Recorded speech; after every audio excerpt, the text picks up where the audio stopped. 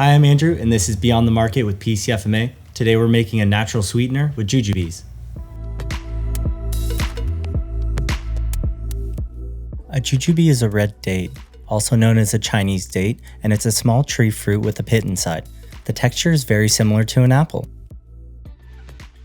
Jujubes are perfectly ripe when they're a rich brown color. Unripe jujubes are more yellow and won't taste as sweet. Let's get right into it. The first thing you're going to want to do is wash your jujubes. After this, you can fill up a pot with 2 to 3 cups of water. You want enough water to cover all the jujubes.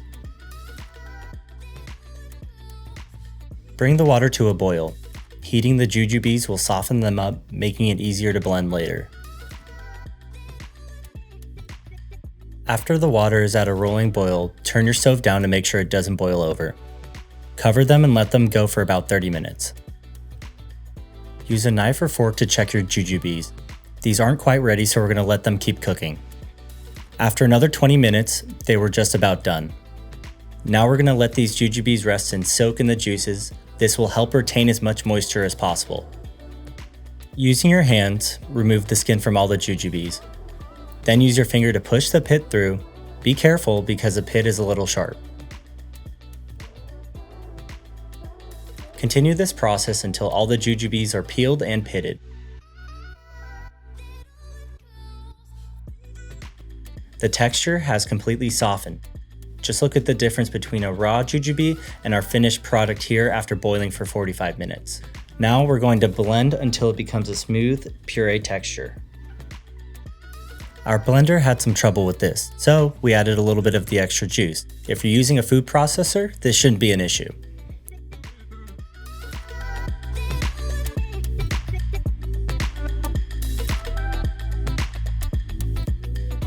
The flavor is subtle but very sweet. Really fresh and rich, almost reminds me of a dulce de leche. Store in the freezer for 3 months. I'm using this tray to freeze mine in convenient portions that I can pop into other recipes later.